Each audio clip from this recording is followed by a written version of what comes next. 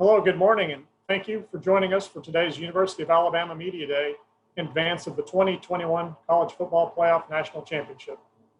Starting today's event is Heisman Trophy winner Devonte Smith.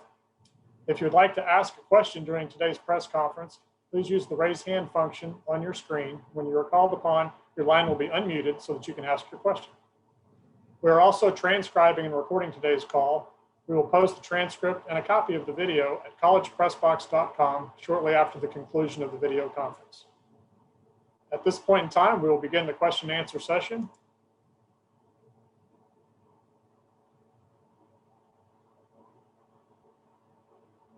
First question today will come from Michael Casagrande. Michael? Yeah, Devonte, I just wonder, what was the emotional like last night? Was there anxiety watching that ceremony? Last night it was a great feeling, and it was just a blessing just to be in that situation, to be with Mac and Coach Saban here last night. But now that's in the past, and now it's on to Ohio State.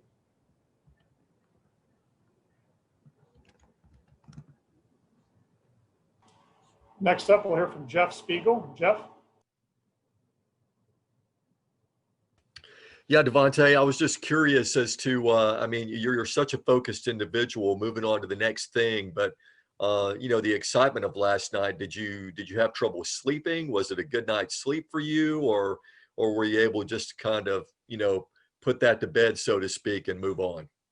I went home and went straight to sleep.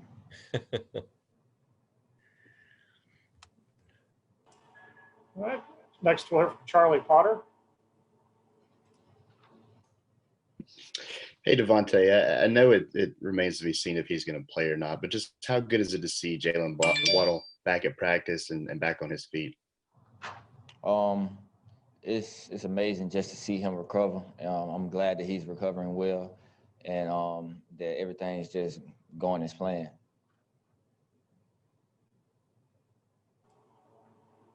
Next, we'll hear from Zachary Braziller. Devonte, how has Jalen looked? At practice? I mean, does he look like himself? I think he's getting back into it. Of course, it's going to take some time just for him to get back comfortable with everything, but he looks good to me. What do you think? Do you think there's a shot of him playing? No comment. Next, we'll hear from Nathan Baird. Nathan?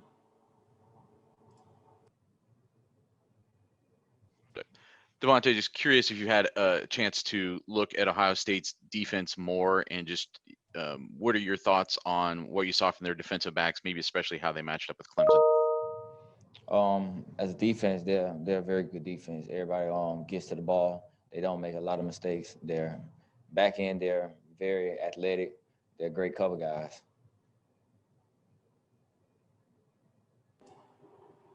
Next, we'll hear from Steve Mouton. Steve? Devonte, again, congratulations with the award last night. But moving forward like you'd like to, is this maybe the best defense, at least film study-wise, that you've seen this year at Ohio State? Yes, it's one of them, just with everything that they do, giving us different looks and things like that. Everybody getting to the ball, everybody just doing their job.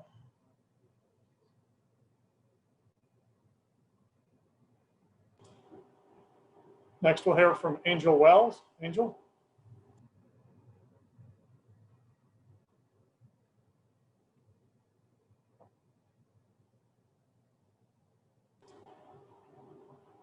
Angel, you need to unmute. Devonte, both you and Ohio State cornerback Shaun Wade are future first-round draft picks.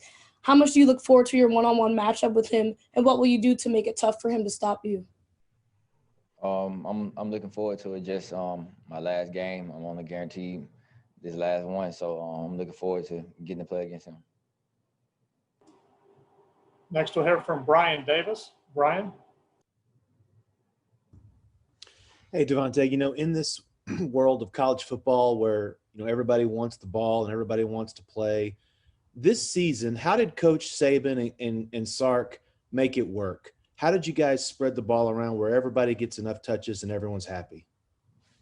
I think that's just part of this team. Just everybody knowing that it's going to be some games where you're going to get all the touches, and some games you're not going to. And I think that's just everybody just buying into the process and just believing in the coaches and everything they do, that they're going to put everybody in a great situation to do the right thing. Next, we'll hear from Bill Bender. Bill?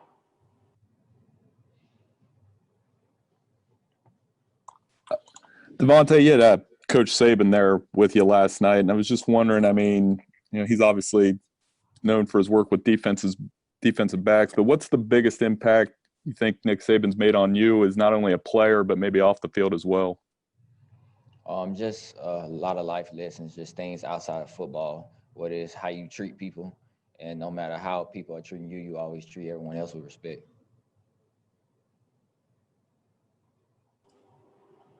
Next, we'll hear from Tony Gurdaman. Tony? Devonte, what have you seen from Shaun Wade in film work so far? And I guess why is it you're looking forward to work? He's very crafty. He mixes his technique up some, and just everything he does. He's a technician with everything he does, and he's a great player.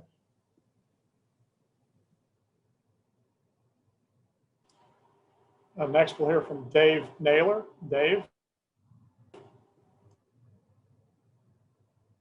Devonte, could you share with us your perspective on the development of your teammate John Mechie this year from freshman season to the way he's been able to contribute as a sophomore?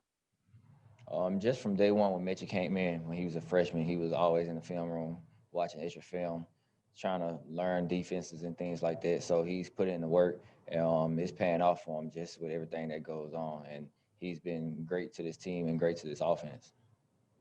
Thank you. Next, we'll hear from AP Stedham. AP?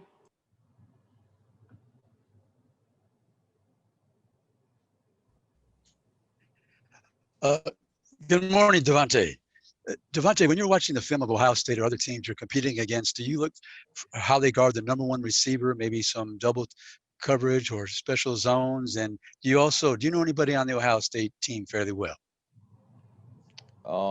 I think every team has coverages where it's going to be doubles in it. So, I mean, that's just part of playing defense. You have those coverages where you are allowed to do that. And no, I don't know anyone on Ohio State's team. Thank you. Next, Jacoby Cole. Jacoby?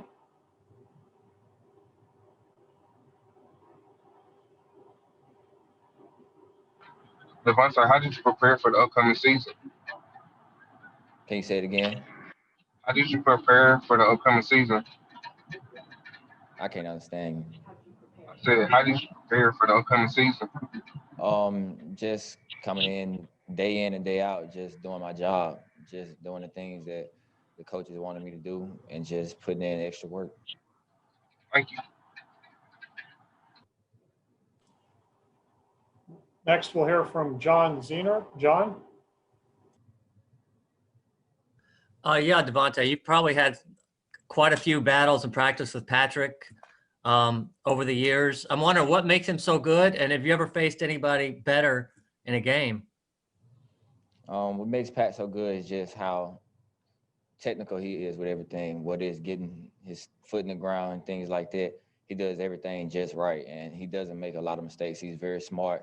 He can read offenses. He reads the splits and things like that. He's a great corner. And our last question today for Devonte will come from Lucas Wiese. Lucas? Hey, Devonte, thanks for taking the time. Just building off of Dave's previous question on John Mechie III, can you elaborate on how John has grown as a person off the field? I believe he just got more comfortable with being around here, just not necessarily from being around this area. He's got a lot more comfortable with things around here, and it's just made him develop more and become a better player. Thank you, Devonte. We look forward to seeing you in Miami. Thank you.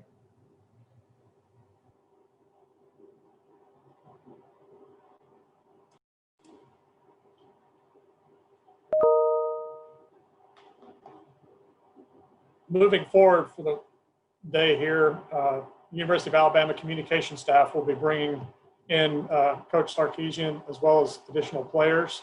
We will try to notify the group in advance of who's next up at the podium.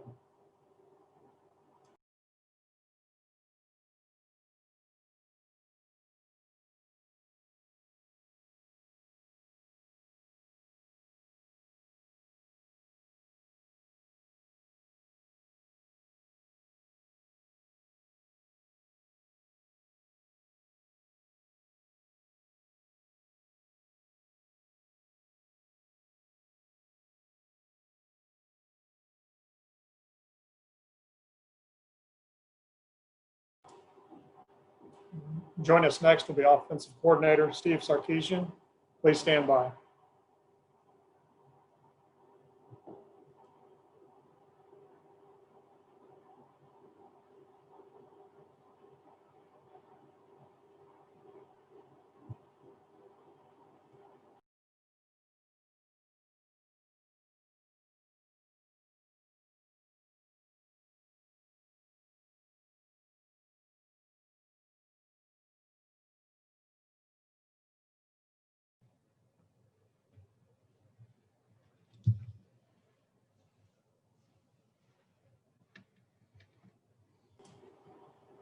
Good morning, Coach. Thank you for joining us. We've got a number of media members here lined up. We'll begin calling on them. I'd like to allow you to make any opening remark if you'd like before we take the first question. Yeah, well, it's obviously a tremendous opportunity. We're excited to be playing in the national championship football game. Proud of our football team, the work we've put in. Clearly super excited for Smitty winning the Heisman last night. And a lot of the awards that have already come out, the offensive line winning the Joe Moore Award. And so, I think all those things are a really cool byproduct of the type of team that we have. And those individual successes come and awards come because we're on a good football team. And so, clearly I'm proud of the guys. I'm proud of the work they've put in. I would say, I know the questions will come. Clearly I'm excited about the opportunity at Texas. It's a tremendous one for me. Looking forward to get started there. But like the commitment I made to Coach Saban 2 years ago is the same commitment I've made to these players. And that's focusing on this game, giving this game the attention that it deserves so our players have an opportunity to go out and play to the best of their abilities. And that's what we've always preached here, is to put our players in the best position to be successful on the field and off the field. And this week has been no different. But definitely, I definitely want this thing in this conference to go, keeping the focus on that game, because I think this game is what this is about. And I'd prefer to keep it that way. Thank you very much. We'll take our first question from Patrick Murphy. Pat? Hi, Steve. Thanks for doing this. I'm curious, when you look at Ohio State's secondary specifically, they've given up some big plays this year, but they've also made some plays. Shaun Wade, a few interceptions, Sevyn Banks. What stands out to you that they do well, and maybe what stands out to you that you can look to exploit, if you can go into it a little bit without giving too much away? Well, clearly they're all very talented players. I think the two corners have great length. They play the ball extremely well when it's in the air. Thus, you see the turnovers. They can play man-to-man. They can play zone coverage. I think one of the keys to passing the football is doing a great job up front. We're gonna have to protect well when it's time to throw the football, so we can allow Mac the time and the receivers time to do their thing down the field. And then we're going to have to win one-on-one opportunities when they come. And I think, when it's a talented group back there, that's the challenge, is to win your one-on-one battles. So that's what the focus will be on. Next is Dennis Dodd. Dennis? Hey, Sark. How exactly are you dividing your time? Are you doing all your game prep, then doing, Texas recruiting or whatever? How is that working out? Quite honestly, my week for me would be a normal game week, as if I hadn't taken the Texas job. So my focus is on the game. I'm prepping for the ball game. Any of the spare time that I do have, that's getting my attention for the job at Texas, whether that's staffing or recruiting, things of that nature. But I would say my week has been as normal as it could be and has been of game planning and prepping for the ball game. Next, we'll have Matt Baker. Matt? Hey, Steve, it's no secret that you guys at Bama and Ohio State have recruited at an elite level. What does it take for a program to recruit at the level you guys have done over the last few years? Well, I think, it starts with the evaluation process. Coach Saban is tremendous at it. We're diligent at the evaluation process. I think that's first and foremost, identifying the players that fit your program and the things that you're looking for, the characteristics you're looking for, whether that's physically or off the field, whatever those may be. I think too is developing those relationships. I think relationships are key in recruiting, and developing those relationships that are needed so you really can get to know people. They can get to know you. You can start to make that connection. And then thirdly, I think, one of the misnomers is that Alabama and Ohio State are the only ones that sign 4- and 5-star players. Clearly we do. But I also think there's a piece of development that sometimes gets lost. Yes, we recruit good players coming out of high school, but then there's a developmental piece that's needed to develop that player throughout his time and throughout his career in college. And so I think clearly both programs do that extremely well. Next, we'll hear from Alan Blinder. Alan?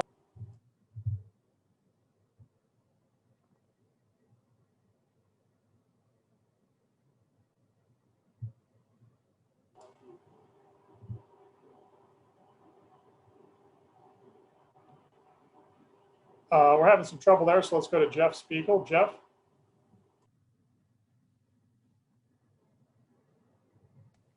Hi, Steve. Thanks for doing this. Nick Saban has developed an environment there that's very favorable for coaches, I guess, who are, rebuilding their coaching careers. What makes that work so well?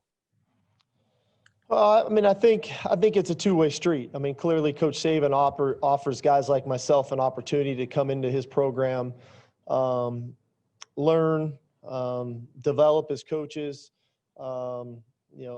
But I think it's a two-way street in that I think when you come in like a guy like myself, I think you need to come in understanding what your role is. I think you need to come in, I don't want to call it necessarily humble, but I do think there's a piece of humility that has to come into this. This is the greatest college football coach, of all time. And recognize the space that you're in, regardless of the fact if you had been a head coach for 7 years, and there's been a variety of us who have come and gone through here. But he's a tremendous mentor. And if you allow yourself to be mentored, I think you gain even more out of this experience. And that's all I tried to do in my time here, whether it was my year here in 2016 as an analyst or this past 2 seasons as the offensive coordinator is, one, coach the kids and do the best job I could do coaching the kids, but 2, really try to be a sponge with him and why he goes about what he does, some of the decisions he makes. So that if you ever get the opportunity like I'm getting now, that hopefully you could take some of these things with you to be a better coach down the road. Next, Brian Davis. Brian?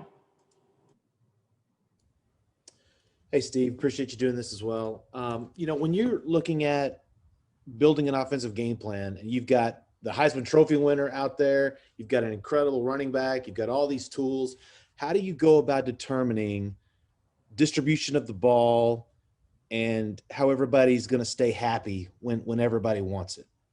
Well, I will say this. I think we've got a very, selfless team on offense. I think our players really understand our scheme and what we try to do. And I think they also understand defenses very well. We've got a very high football IQ on offense, and they recognize when the run game looks good. They recognize when the pass game should look good. They recognize the one-on-one opportunities that maybe we can create for a Najee or a Smitty or a Mechie or a Waddle for that matter.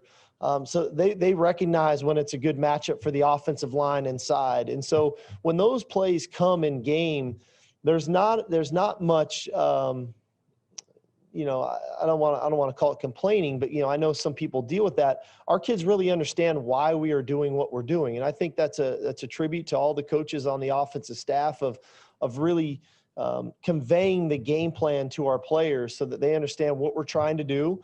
And excuse me, if the defense does A, we're going to go do B. And if the defense does B, we're going to go do C. And I think when you can get a team that is mature like ours on offense right now, that can think at that level and understand a game plan at that level, you really don't deal with, you feel like you have to get somebody the ball. It happens organically. It happens naturally in our system. And then ultimately the results are what they are. And we've obviously had a tremendous year offensively. Like I said, I'm very proud of our kids.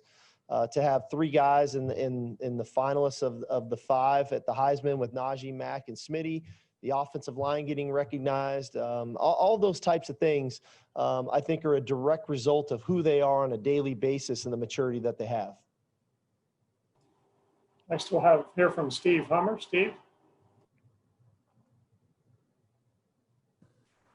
Well, that was kind of going to be my question, but I'll follow it up in a way that I was just wondering about how do you describe the experience of working with an offense like this, where if everyone's healthy, you can conceivably have 4 guys who are Heisman quality players.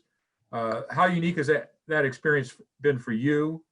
And how rare do you think it might be to have that even in the future, that you'll have that kind of talent? I don't know. I've been fortunate enough in my career to be around some pretty good players. And you can go all the way back to the USC days, when we had, Reggie Bush, Lendell White, Matt Leinart, a great offensive line, to all the way till now. Even a year ago when we had Tua and Judy and Ruggs and those guys on this offense, and Jedrick Wills. So I've been very fortunate. I've been really blessed that throughout my career I've been around really good players. Like I said, I think the one thing that this group is very unique at is I think they play with one another. They play for one another. They celebrate one another with the successes that they have, because they recognize that is team success. And I know Coach Saban has said this time and time again, that the maturity on this team is really high. And through a year when all of us, coaches, players, different teams, professional sports, college sports, have dealt with a lot with the pandemic, our leadership on our team has been tremendous, and they've remained focused. They've remained detailed in their approach. And the result is, we've played at a high level this year, and that's what it's going to take Monday night. We're going to have to play at a high level against a very good football team.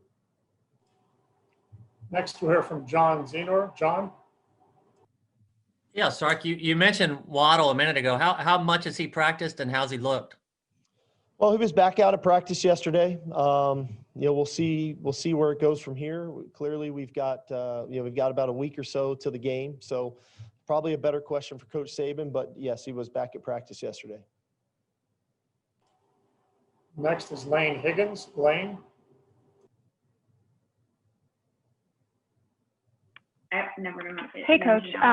It seems like in the last decade or so, there's been a bit of a shift away from more localized recruiting concentrated in the Southeast, especially for Alabama, to luring players from California, Texas, East Coast, even Hawaii with Tua. And, on the topic of recruiting, is it possible to build a program that can contend for national titles in this day and age if you're not recruiting from every possible state? Again, these are, I guess, opinion-based answers. I think we do a tremendous job here at Alabama of identifying, local talent and talent in the Southeast. I also think we've got a national brand at Alabama that has the outreach to go national and to go to Hawaii or to go to the Northeast and do those things. So, I think that varies by what is your region, where are you, and what is around you, and what is the population of quality football players that's near you. So I think every school probably takes a little bit of a different approach based on, in the surrounding areas, the talent pool that is near you. So again, I think everybody's different. But at the end of the day, when you can recruit good football players, you can recruit good people, and then you have the staff that can develop them, you give yourselves a chance to be in the position that we're in. Our final question for Coach will be from Michael Casagrande. Michael? Yeah, just wonder, when was the first contact with Texas, and what did you learn from that experience in 2016-17 in that transition with Lane and you in the offensive coordinator job, and how did that help you with this experience you're going to go through? Well, I think, the experience was a unique one. If you recall, I ended up having to call the national championship game against Clemson, and it was a tremendous experience. It was a unique one. I think Lane is a tremendous offensive coordinator. I thought we worked well together in 2016. We still definitely stay connected. He had a really good offensive year at Ole Miss this past season. So, the guy's really good. We worked well together. I obviously took some things away from that have, I think, helped my career, and will continue to. And at the end of the day, I'm excited about the opportunity to go to Texas, but, my focus is on this ball game. Thank you very much, Coach. Appreciate your time today. All righty. Thank you, guys. Have a good one. Next. Joining us next will be Alex Leatherwood.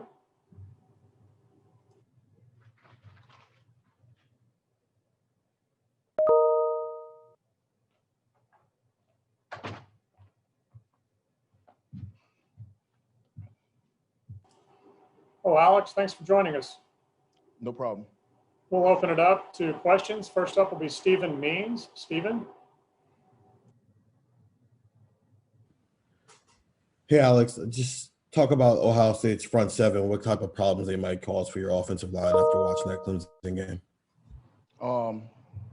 Their front seven, just like most good teams, they're strong, physical, they're stout in the interior, and they got really good edge rushers on the edge, and their linebackers are super athletic, can go sideline to sideline. They can hit you downhill. They're a good group. Next, we'll hear from Tony. I'm going to mess this up, Tony, so I'll just go with Tony. Yeah, Alex, you mentioned before the Notre Dame game that you guys wanted to prove yourself as the best offensive line. Well, you won the Joe Moore Award. Just what does that mean to you guys as a unit? That means it means the world to us, because that's one of our goals as a group that we've always had, like going into every season. I know for me here at Alabama, and it's just a testament to the work we put in to get it. You know what I mean? And just how hard we worked for it, and we're extremely grateful. Next is Brendan Gullick. Brendan? Hi, Alex. Congratulations on getting in the national championship game. I know you were asked a little bit about Ohio State's front seven, but specifically their linebackers. It's a pretty veteran group, and they seem like they're, both able to rush the passer, but also play well in coverage. What are the challenges of playing against a group of veteran linebackers that maybe are hard to deceive? It's going to be challenging because just like you said, they're seniors. They're like smart. They've played a lot of football. You know what I mean? So they know what they're doing, and they're great at what they do. So it's not going to be a lot of like trick them, and stuff like that. We gotta, play football. You know what I mean? Like, I don't really know how to explain it. We just gotta like attack them directly. You know what I mean? Because they are smart and they are good. So it's just gonna be like mano y mano. Next is Patrick Murphy. Alex, similarly to these questions about Ohio State's defense, but just when you get in a matchup like this where it's going to be good on good at this level, how much is the excitement level ramped up for this offensive line for that challenge? It goes way through the roof, you know what I mean? Like, not saying we aren't excited for any game or any opponent we're playing, but we're just competitors, you know what I mean? So we love to compete, and we're going to step up to the challenge, and we're going to see if they want to play football. Next is Charlie Potter. Charlie? Hey, Alex, I know you've talked a lot about your decision to come back this season. Just how cool is it to be able to end this season back in your home state of Florida playing for a national championship? I mean, it's great. Me being a Floridian, to be honest, I love Florida. I think it's the best state ever. And I'm extremely grateful and happy for the opportunity to play in the national championship, of course. But it also being at home in the crib, it's a great feeling. I'm super excited for it. Next is Joseph Goodman. Joseph?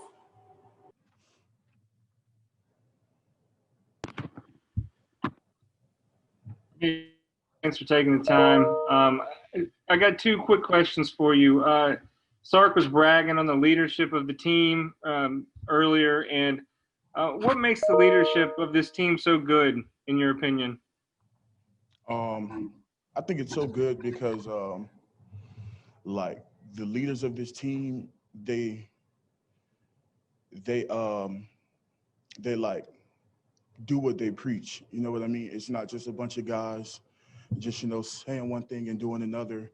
It's like a collective group of leaders that actually believe in what we're saying, you know what I mean? And actually actually want to accomplish the goals that we're saying and stuff like that. And we just try to like positively affect as many people as we can around us to like get us all on the same page, you know what I mean? So I feel like that's the most effective part of it.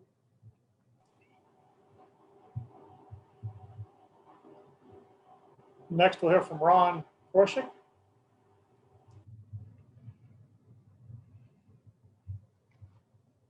I'm sorry. Alex, what did you think of Najee hurdling the Notre Dame guy, and was that especially exhilarating for the huddle for the offensive players?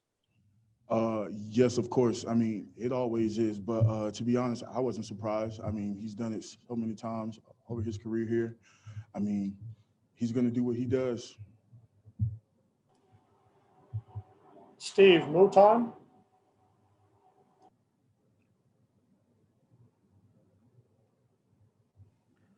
Hey, Alex. Hope you're doing well today. A lot was made about heading into that semifinal game without Landon Dickerson and Chris Owen taking his place. Tell me about that experience for your group collectively along the offensive line without Landon in the semifinal. That experience was fun because, I mean, we all had like all the belief that Chris would get the job done. And we feel like he did. And although Landon, he wasn't there playing, he still played like a huge part in the leadership of the O-line. You know what I mean? Like being on the sideline, just being communicating with us and telling us things he saw and things that we could do better and stuff like that. So it was like he was still there, to be honest, because the job was still executed and we still had his presence as a leader there for us. So it was fun. Next is Ron Wallace.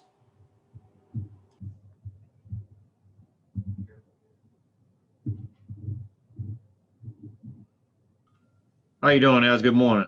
I just want to ask you, how are you being a leader on the team? How are you able to get the guys to let them know that we still have unfinished business, and we're high off the Rose Bowl, and of course you have a teammate that won the Heisman. How are you as a leader, and what do you tell your guys? Hey, look, we still got business to take care of. I mean, exactly what you just said. Just tell them directly. I mean, we still got a lot of business to take care of. And I mean, I'm a senior and I've played a lot of football here over the past 4 years, and they respect what I say because they're gonna take it like as is for face value. So this whole week, I've just been telling guys to just seize every opportunity this week to get better. You know what I mean? Like sacrifice and invest all your time into this one game for 1 week. You know what I mean? Just buy into all the things we're doing, trust the process, and we're going to get the result we want. Next, we'll hear from Michael Casagrande.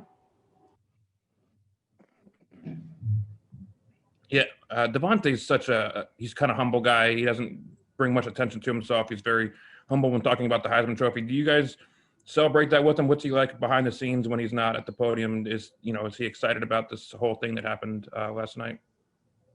Yeah, of course he is. He's super excited about it. He's grateful. But one thing about Smitty, he's a great player, but he's an even better teammate in person. I mean, you can ask for a better friend, to be honest. I've known him since before we even got here, and he's always been like just a great dude, you know what I mean? But of course, he's excited about his Heisman or whatever, but I'm pretty sure his focus is still on this national championship.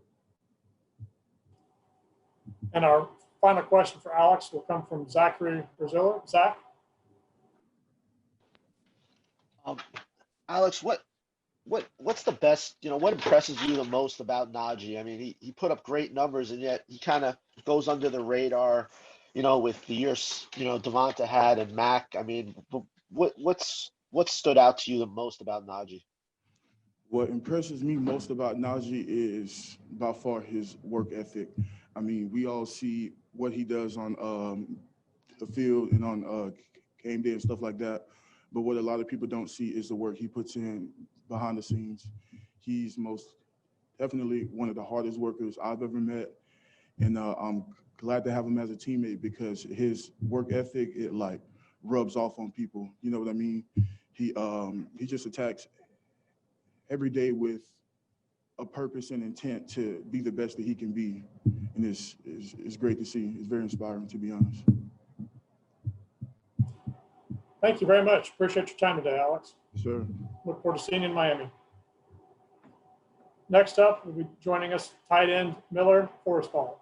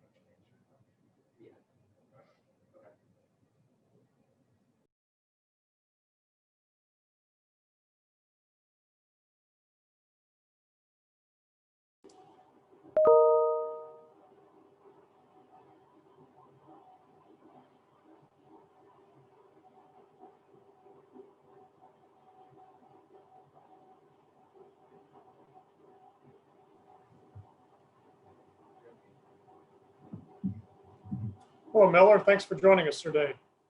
We've got a number of media lined up here, so we'll just begin the question and answer session. First up will be John Zenor. John? Morning, Miller. Could you talk a bit about a guy on the other side of the ball on your team, Dylan Moses? You've seen him in practice for years. What's he do well? What stands out about him, his leadership and his play on the field? I think, well, good morning. And I think Dylan's a great guy to have on your team. Besides the fact that he's an outstanding player, an outstanding athlete. He does everything right on and off the field. And I couldn't be more thankful to have a guy like that on my team and to be able to play with him. It's been fun playing with him the last 3 years. And I'm super thankful to experience Sue against such a good player in practice every day. Next is Patrick Murphy. Pat?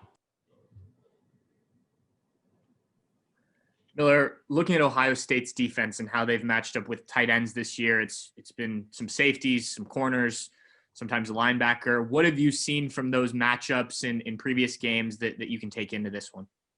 I think when you turn on the film, the first thing that strikes you is that, man, they are a really good football team. They are disciplined. They do what they're supposed to do. Not only that, they're super athletic as well. So they pose a really good matchup problem for us to look at and to kind of go across the board and make sure we have a really good game plan going into this game. Next will be Jeff Spiegel. Jeff? Hi, Miller. You'll have a lot of good football stories to tell your kids and grandkids. When you tell them you played with a Heisman Trophy winner, how will you describe Devonte Smith to them? I think I'll describe Devonte Smith as a fighter, but in the ultimate sense. A guy that continued to put his head down and go to work no matter what. A guy that was continually about his team, a great teammate. That's how I described him to my high school coach the other day. He asked me about Devonte Smith. He wanted to know, you know what, it was the same high school coach as Trevor Lawrence. He goes, man, I want to root for Trevor, but tell me about this Devonte Smith guy. And I said, he is a great teammate. And that's something that sticks out to me, not only as a guy who's so incredibly talented and a great player, but also a great teammate. Next, we'll hear from Tony Sukalis. Tony? Yeah, Miller, more about Dylan. He posted earlier this last week that he was going through a tough time this season. How do you help out a teammate when he's going through a time like that? What are some of the steps you guys do to kind of bring your teammates up?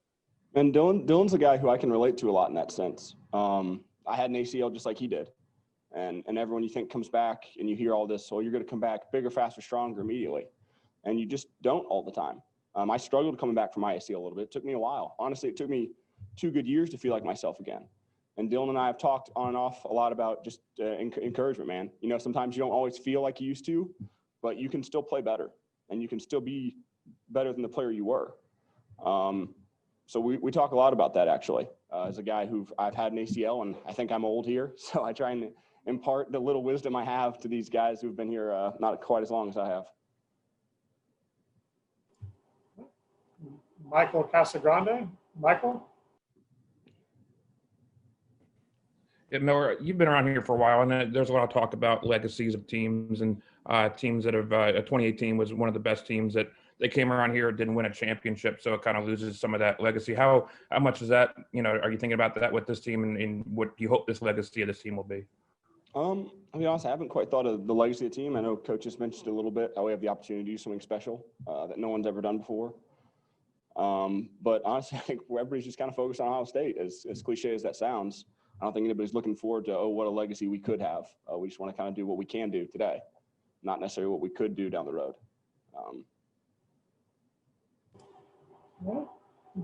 Charlie Potter. Charlie?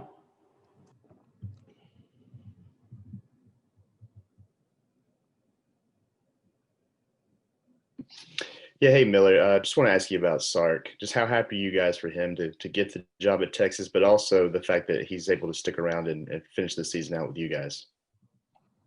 It's awesome. We're excited for this game and we're focused on this game. We're glad he's going to be here and be a part of that with us.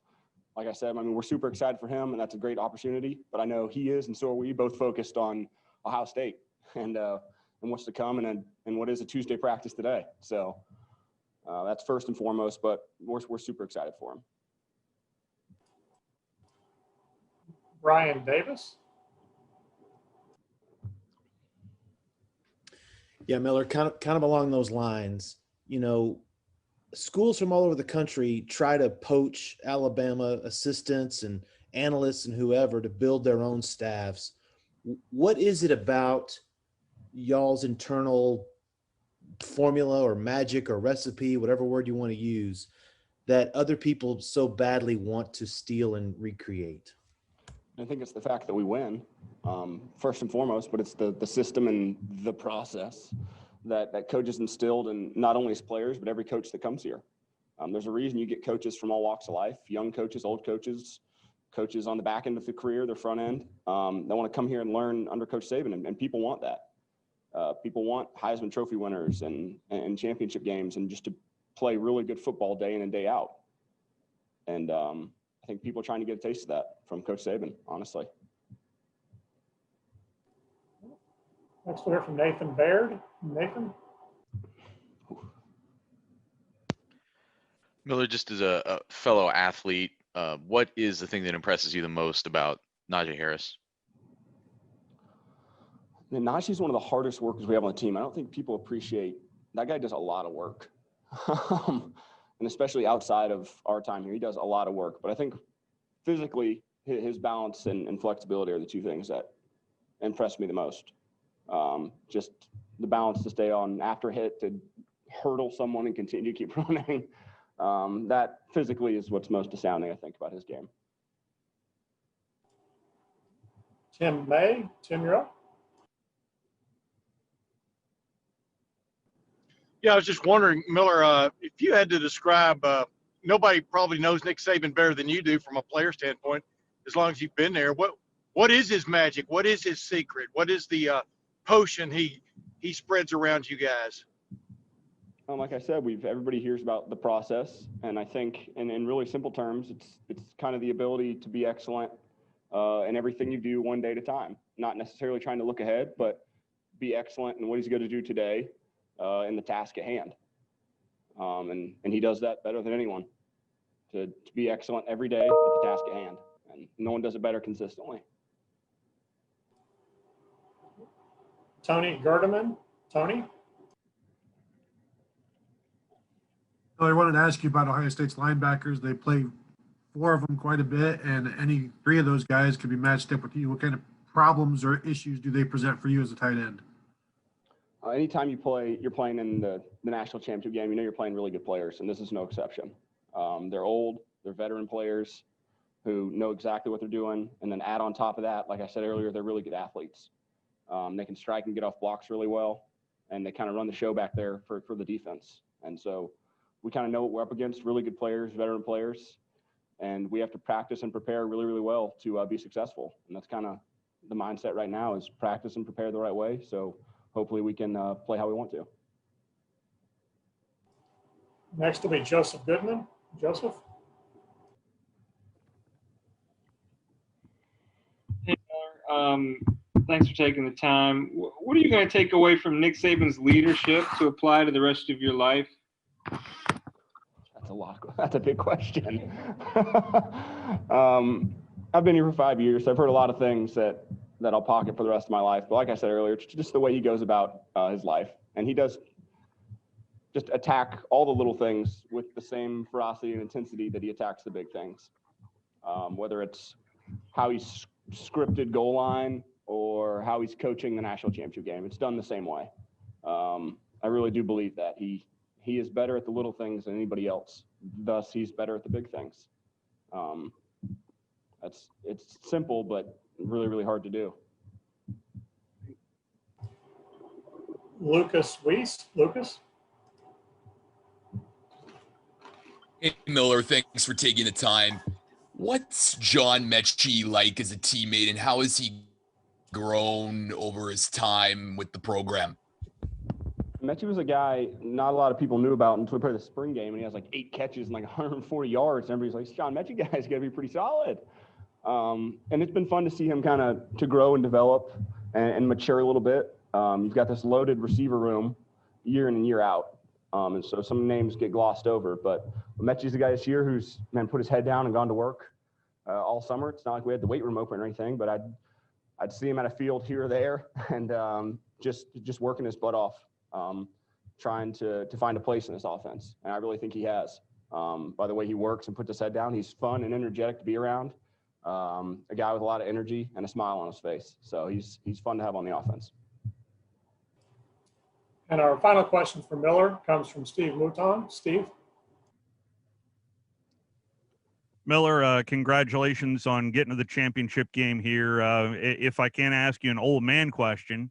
So you mentioned about Coach Saban and what kind of influence he's had on you. I've heard from former players and current players on how much Nick Saban jokes on the field and the practice field. So I'm wondering, through 5 years, maybe the cleanest joke you can tell us over the right here on the press conference, or how much of the jokes is does Coach need to get some fresh material on his banter there in the practice field? He definitely needs some new material. I was talking to Ronnie Brown the other day, another Cartersville alum, and he mentioned a joke Coach Saban said to him when he was in Miami, and I was like, he used that the other day. And it's been a while since he was in Miami, but Coach is a lot more lively and a lot more jovial than I think people just assume, the way he carries himself, especially on screen. And he's a lot more fun to be around than people take him as. People take that we have no fun, that he's no fun. But he thinks he's funnier than he is, but he's pretty funny. And I don't know if I have a joke to share. Josh Maxson's laughing at me in the back, but that doesn't make it not true. Thank you very much, Miller. We appreciate the time. Look forward to seeing you in Miami. Thanks, guys. Joining us next will be quarterback Mac Jones.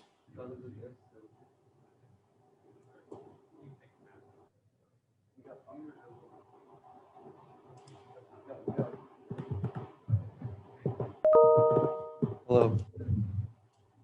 Well, Mac, thank you for joining us here today. We've got a number of media lined up here, so we'll just jump right into the Q&A. First up will be Bill Rabinowitz. Bill?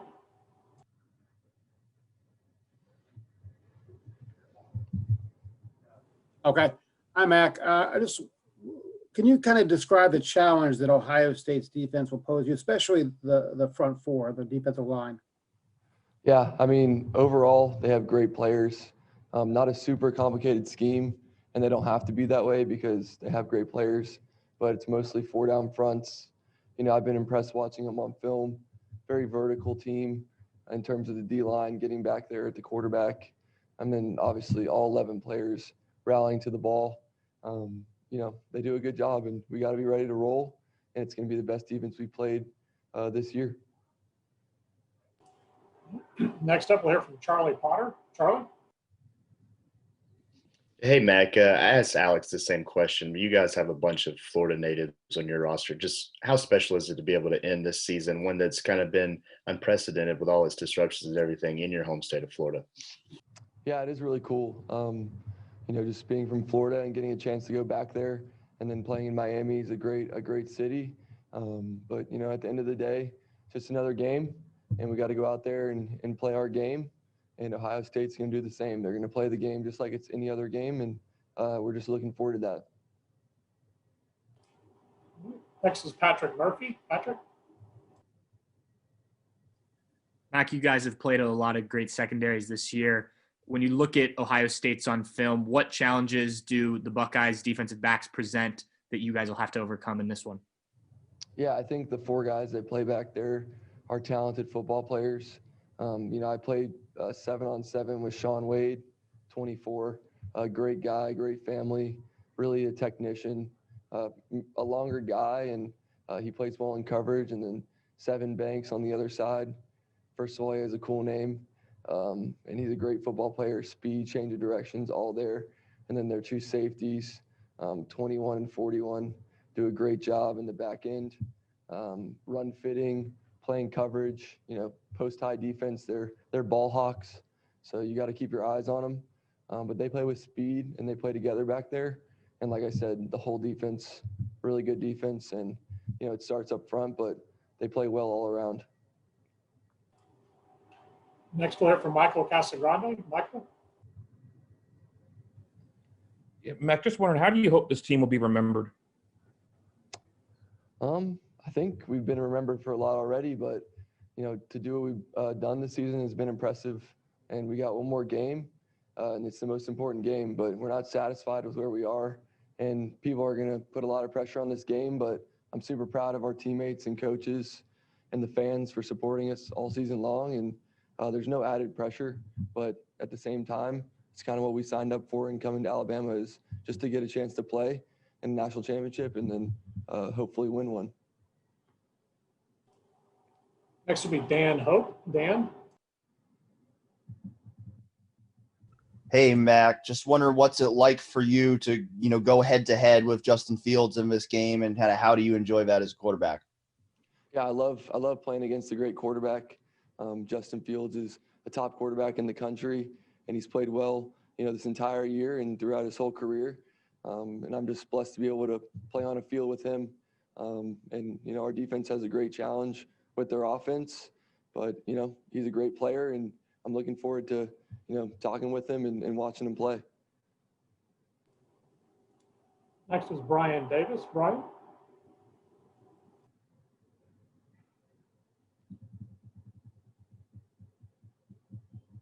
I think you might be muted. There you are. You got me? Yeah, now I got you. Hey, Mac, I just wanted to ask you, how would you describe your relationship with Sark and how that's gone this season? And what would be your advice to future quarterbacks who are going to work with him? Yeah, Coach Sark has done a great job game planning all year long. He calls great plays. All of the players really like him, and we just appreciate all the hard work he's put into this program. You know, he's calling cool plays, but at the same time, we stick to our base rules and just follow what he wants us to do. And future quarterbacks, I just say, you know, enjoy Coach Sark. He's a great guy. You can learn a lot about being a great person and then also applying things to your game. And, you know, he's coached at all levels, NFL, college, so you can get a lot of different information from what he teaches you when you watch film, and then just learn how to think like Coach Sark, because he sees everything that the defense does, and he's going to put you in the best position to succeed as a quarterback in an offense. Next will be David Wilson. David?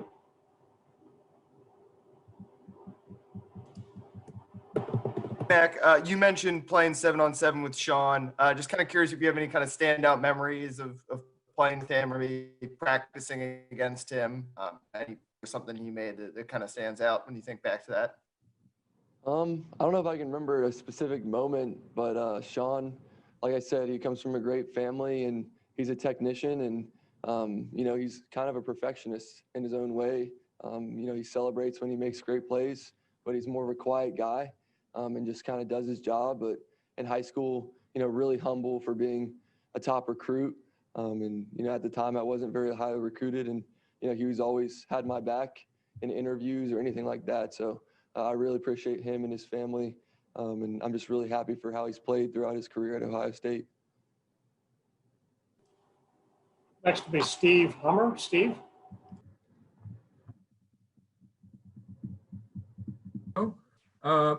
Yeah, Mac, awful lot of good players have come through Alabama through the years. What do you think this group of on offense, how are they unique and special in your eyes? I don't know. I think it's cool that we've all got a chance to kind of play with each other for the past couple of years, and everyone's kind of had their own role, and their roles have changed throughout the years. There's plenty of examples of that, but I think it just shows to the stick-to-itness of our offense and our whole team. And the defense, there's plenty of players that are the same way. But I really love this team, and I've got a chance to play on 4 really great teams at Alabama, but I think this one's really special. And I think it starts with the players and how we just came in together and fought for a common goal of trying to get a chance to play in the national championship game, which is right where we are. Next will be Jacoby Cole. Jacoby? Hey, Matt, what does this team mean to you? What'd you say? Sorry. What does this team mean to you? The team? Yeah. Yes. What does the team mean this to you? team, in general, just I'm really happy for these guys fighting through adversity. Like I said before, we got a great group of guys, but at the same time, we have a lot of great support staff around here in this building that help everything go, and they probably don't get enough credit that they deserve.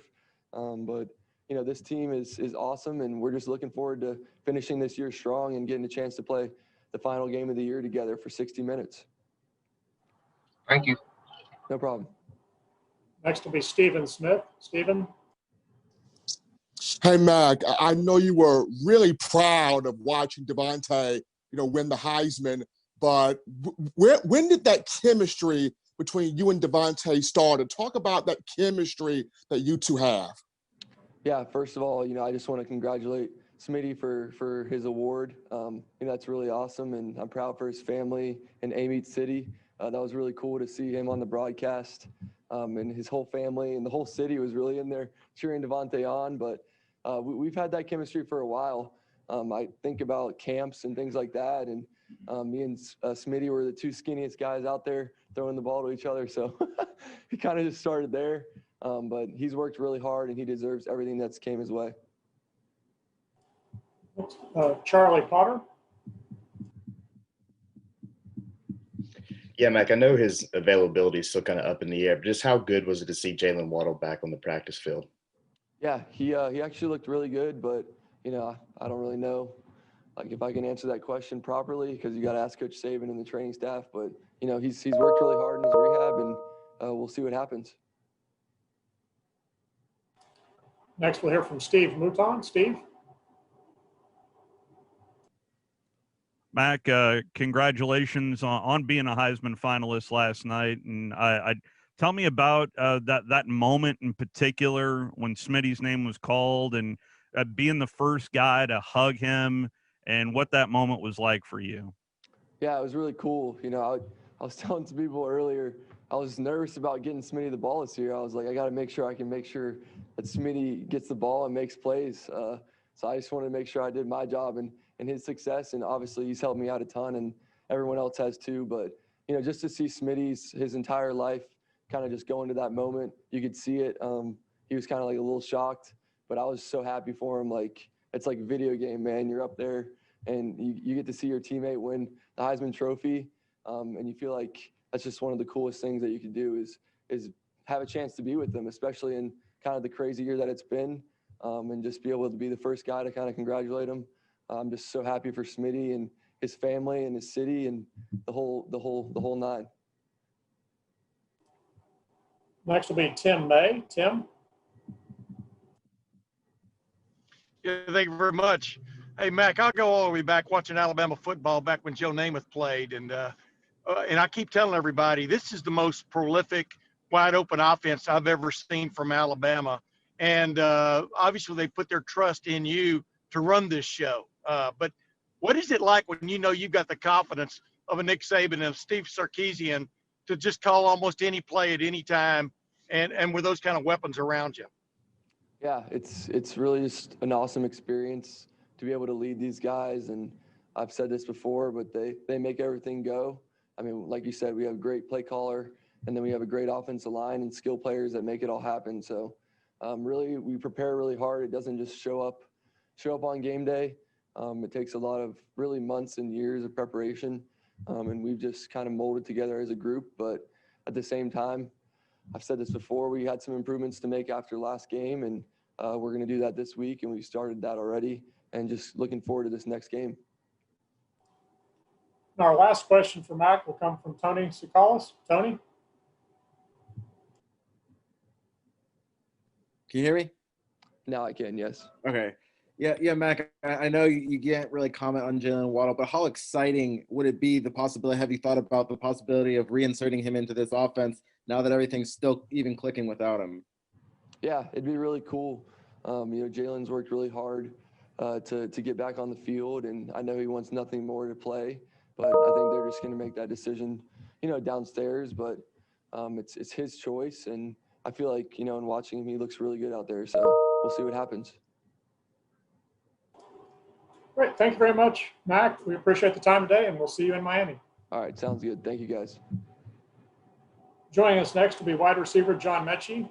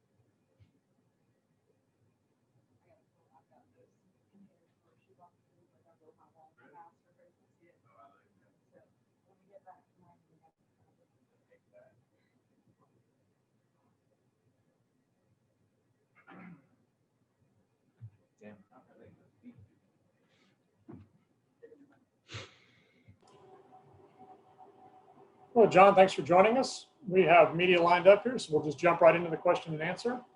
You turn it up. First up will be Dan Ralph.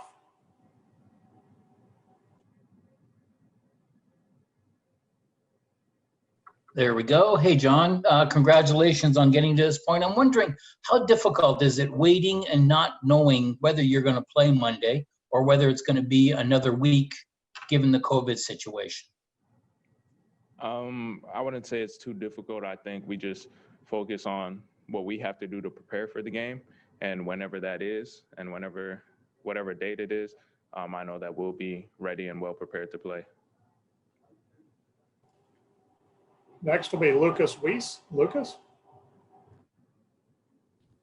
Hey, John, thanks so much for taking the time. Can you maybe walk us through that 40-yard reception in the Rose Bowl and Devonte Smith's blocking on that play as well? I think it was just a good call and great execution. I think we got the call into the right look that we wanted. And of course, what we take pride on as receivers is also playing without the ball. And I think that was great of Smitty leading me down the field, leading the way. Next will be Dave Naylor. Dave?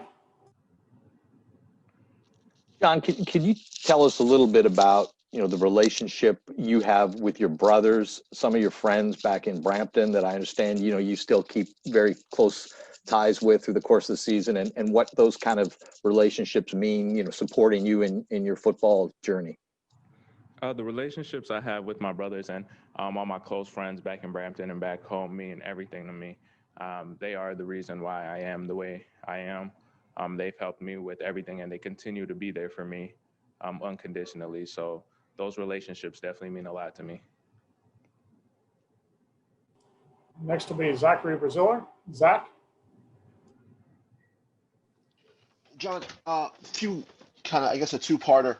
How has Jalen looked in practice, and what would getting him back for this game mean to you guys? Waddle's looked good. He's been doing a lot of treatment. He's been on top of everything, and I feel like that's that. And him coming back, I think everyone knows what he brings and what that brings when he's on the field to the defense, how they look at that, how dynamic our offense is. So I feel like everyone kind of knows what he brings to the table. Patrick Murphy? Pat? I'm not sure how much you look at individual matchups before, but there's a chance Sevyn Banks, number 7 for Ohio State, could be on you a lot. If you've studied tape on him, what do you see from him? He's a young receiver who's in his first year starting for Ohio State. I don't really look at individual matchups a lot, but I do look at their defenses and their personnel and who we're going to play. But he's definitely a good DB. Their DBs are really long, lengthy, good in coverage. So I think just on my part, being prepared to face whoever and win my box. Michael Casagrande? Michael? Yeah, just wonder, where were you watching the Heisman stuff last night, and what was your reaction when you saw Devonte today? I was watching it at my place the other night, and I wasn't surprised. I had said it long ago that Smitty's the best player in college football this year. So definitely seeing him win was great. Extremely proud of him, but I definitely wasn't surprised because I knew he was going to win it from time.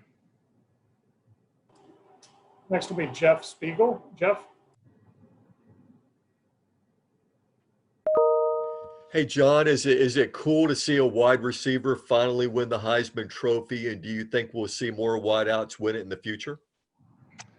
I hope more wideouts win in the future, but it definitely is cool, especially it being somebody from Alabama and somebody in our receiver room. But especially it being more of a quarterback, running back award that people say. But it definitely is cool, and I definitely hope that more wide receivers win the Heisman Trophy coming up.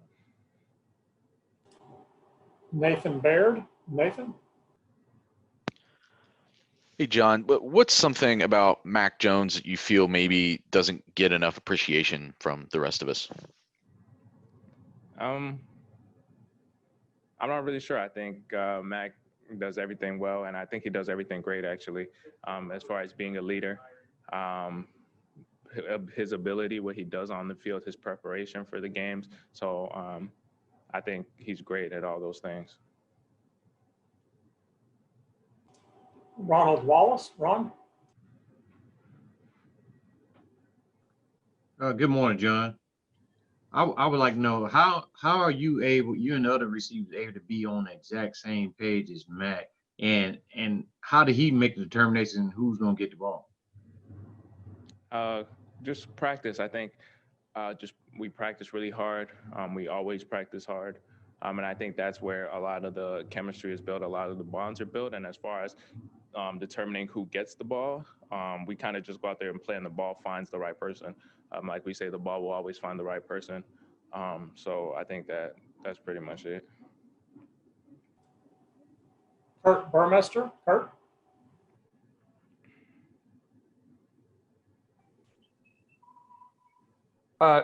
Just wondering if you could tell us, John, on just how much of a different player are you now than you were before you came to Bama?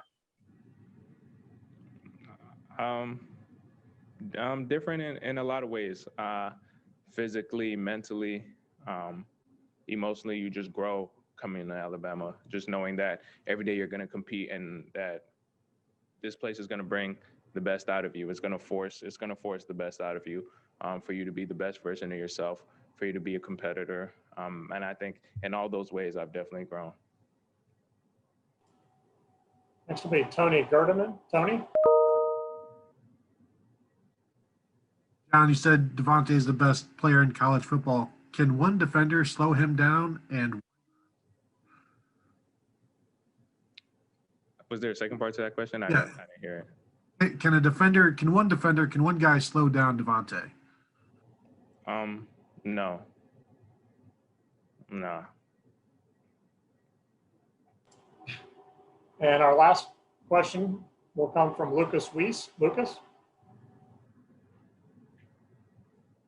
John, you elaborated last week before the Rose Bowl about the journey you've been on, different countries around the world. What have you learned? What did you learn about yourself along that journey, living in different countries, that's helped prepare you as a football player and a person? I think that has taught me to be comfortable being uncomfortable, just because I've never really been in one place for an extremely long amount of time. And I'm kind of always have been moving around. So it's always a new environment, which can be uncomfortable for a lot of people, but it kind of just taught me to be comfortable being uncomfortable. And that helps a lot in the sport and in life. Thank you very much, John. We appreciate your time and look forward to seeing you in Miami. Thank you. Wrapping up today's call will be running back Najee Harris. He'll be joining us in just a moment.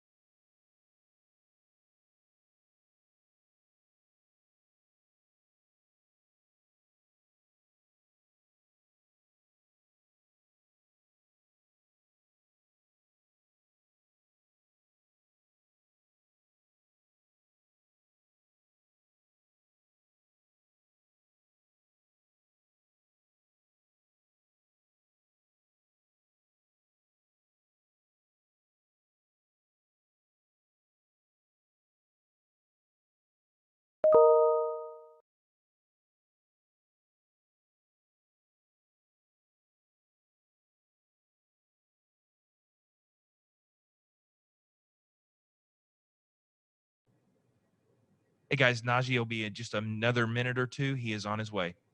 Sorry about the delay.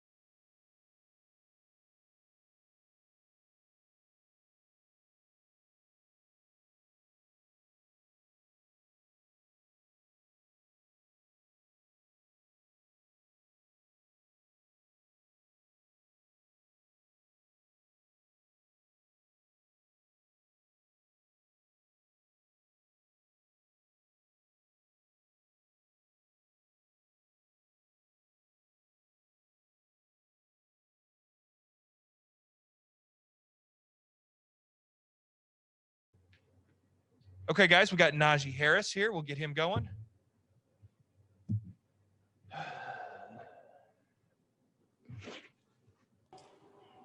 Great. Thanks for joining us today, Najee. We have media lined up here, so we will get things rolling with the question and answers, starting with Ron Krochik. Ron? Najee, we've seen you hurdle defenders going back to your Antioch days. What do you recall about your first hurdle at Antioch, and what kind of sparked the habit? What got you doing that? Why do you enjoy that? Oh, this is Ron from San Francisco. Is that Ron from San Francisco Chronicles? Can you hear me, Ron? Yes, sir. It is me. What's up? You ain't gonna say nothing? What the heck? What's up with it? How you doing? Don't act fake now, Ron. I mean, it's cool. I mean, I don't really remember the first hurdle really, but I mean, it was just a way. So I got tired of getting chopped in the legs, man, and the ankles. It hurts. So I mean, I guess I just start hurdling. I don't really remember the first hurdle though. Thank you. Our next question comes from Pat Ford. Pat? Najee, now that you're almost a year removed from the decision you and several of your classmates made to come back to school, what's the feeling like to being this close to having everything work as you all had hoped?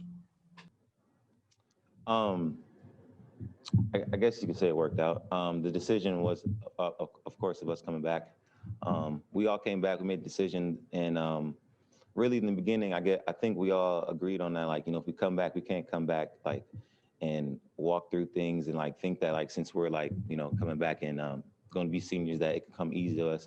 So we all, I think, bought into like if we're coming back, we got to come back 100% and be I guess show people the example of how we should practice and how we should play for the young guys coming in. And I think that it worked out so far. Next we'll hear from Dennis Dodd. Dennis? Najee, there was a time when guys like you from California in the East Bay would stay in that region, Pac-12, whatnot. Why are guys like you and Aaron and Isaiah, going east, leaving the area? Yeah, I think. Well, I don't know for them, why they did it, but for me personally, I feel like they say a lot of West Coast guys can't play, and I guess conferences like this, the SEC. So I wanted to kill that hype, I guess, in a way, and show that we can play. West Coast people can play. We have a lot more guys from the West Coast playing in the SEC than before, so it's good to see a lot of guys travel across. But I think it's good for people to stay home. I think it's good for people to go to other states to get I guess a better experience, a better environment, a different environment, you can say, of culture around here. I've been here in Alabama for 4 years.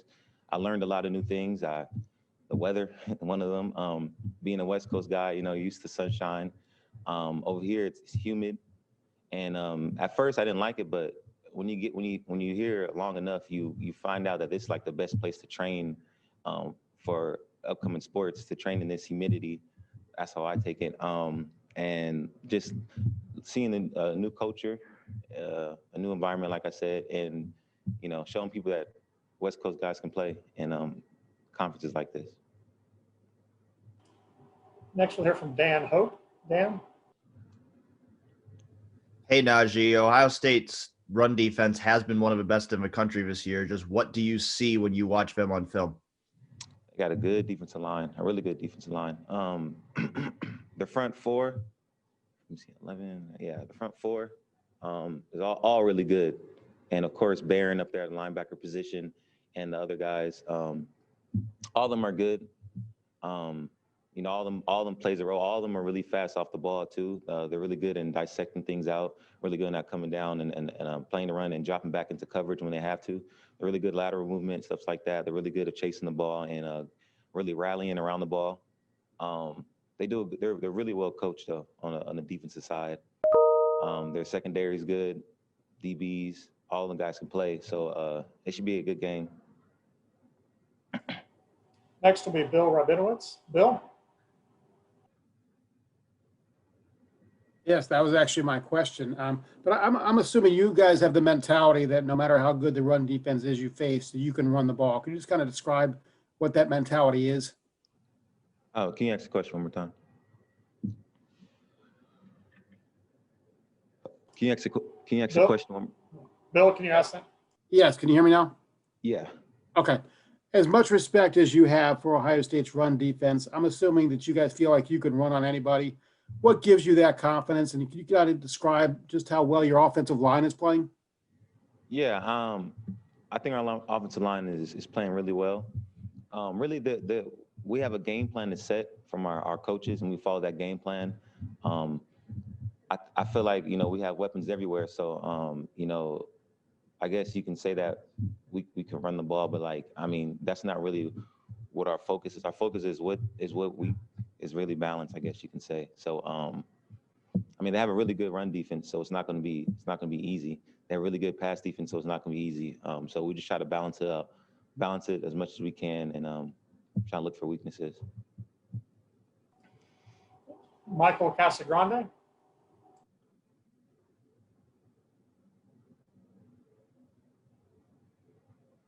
Hey, Najee. Just wondering, what do you hope the legacy of this team will be? You said the legacy? Yeah. How do you hope this team's remembered? A team that doesn't quit, a team that doesn't give up, a team that shows that real integrity, a team that can fight, and a team that that plays as one. Obviously we hope that we can win it all and go undefeated. But we worry about the small things. We worry about the small things first, and then work up to to the main event, and that's playing Monday. Right now we're just worrying about practicing, getting to the game on Monday, and then from there we can just, like I said, we hope to be victorious and be another undefeated team. But like I said, we just worry about the small things first to build up to Monday, and then hopefully Monday's outcome will be victorious. Next will be Ben Hall. Ben?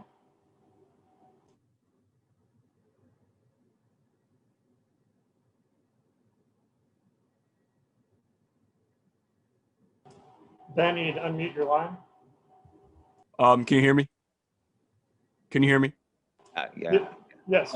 Hey, Najee, you've played on numerous college football playoff teams at Alabama in the past. What would you say is different about this year's team than previous years?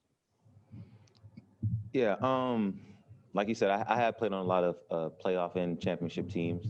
I think what separates this team really is really all the distractions that we had outside the program, of course, with the coronavirus and social injustice that's happening and not being able to play or not. And we all just came together and grinded it out throughout the summer, throughout the year, not knowing if we'll play or not, having a game postponed, having a game canceled. You look out in the football world, some conference not be able to play. You wonder if if we're going to be like that. So really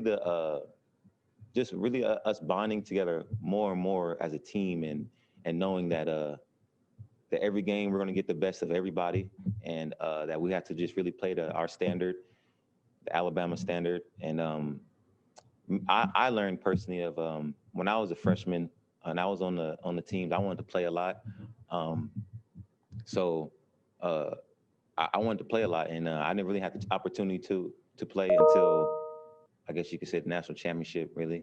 But me being here now, I got the young guys behind me, so sometimes I kind of get out the game early so I can let them guys play, so they can get experience, so they can get more reps, so they can get game reps. So when they get in the game, God forbid that I get hurt or something like that, they can be able to. It won't be no drop off or anything like that. And those guys being Jace, Rodell, obviously, Trey, Keelan, all them boys, for them to get as much game reps as possible, get enough game experiences, really that helps out. So I think you can say like us bonding together a lot and knowing that, that we need each other. Thank you. Of course. Next will be Patrick Murphy. Pat? Najee, you talked about the talented rush defense Ohio State has. When you have an opportunity to go against a group that you know is going to challenge you, does the excitement level increase a little bit with you guys, the offense as a whole? Yeah, for me, 100% increases, 100%. The best thing that can happen, or the best thing you can do to get me excited, is say, like, look, this is going to be the best whatever that we play against, the best run defense, the best passes, and the best pass defense, the best talent. That always excites me. I guess that's one thing that really excites me in the game of football, really, is just having to know that across the ball is good competition, great competition, people that's going to be in the next level, people who are won all these awards, stuff like that. And for me to have opportunity to play against these people, that's nothing more exciting to me, really. I love that. I love competition and I love stuff like that. So for me personally, yes, that gets me excited because I know that, it ain't gonna be easy. It ain't gonna be no big runs like that. It ain't gonna be like, I guess you could say the hurdles and stuff like that, or like any like explosive plays. It's gonna be, their best against our best. And then, I gotta make the most of it. And that's what I like. Next up will be Bruce Feldman. Bruce?